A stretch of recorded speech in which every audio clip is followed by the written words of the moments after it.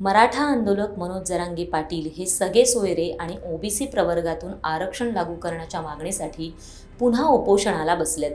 जरांगेंच्या उपोषणामुळे आंतरवाली सराटीत मराठे पुन्हा एकवटल्याचं पाहायला मिळतंय. मागच्या 4 दिवसांपासून अन्नपाण्याचा त्याग केल्यानं जरांगेंची प्रकृती खालावली.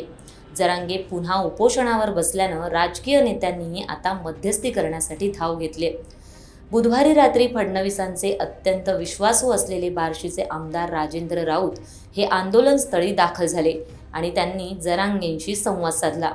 यावेळी उपचारास नकार देणाऱ्या जरांगेंनी राऊतांच्या विनंतीखातर उपचारही घेतले. मनोज जरांगे पाटील उपोषणाला बसले होते. त्याही दिवशी राऊत यांच्या भेटीला आले होते. त्यावेळीही त्यांनी जरांगेंशी चर्चा केली, पण काही तोडगा निघाला नव्हता.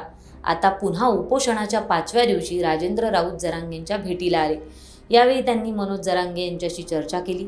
त्यानंतर येथील संपूर्ण घटनाक्रम आणि माहिती फडणवीस यांना फोनद्वारे दिली. जरांगे पाटील यांची प्रकृती नाजूक असल्याचंही राऊतांनी फडणवीसांना कळवलं. मागच्या 3 दिवसांपासून राजेंद्र राऊत हे जरांगे पाटील आणि सरकार यांच्याशी संपर्क ठेवून आहेत.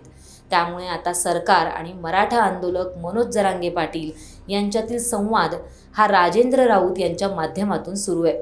त्यामुळे राजेंद्र राऊत यांच्या प्रयत्नांना यश मिळणार का हे पाहणं महत्त्वाचं ठरणार आहे.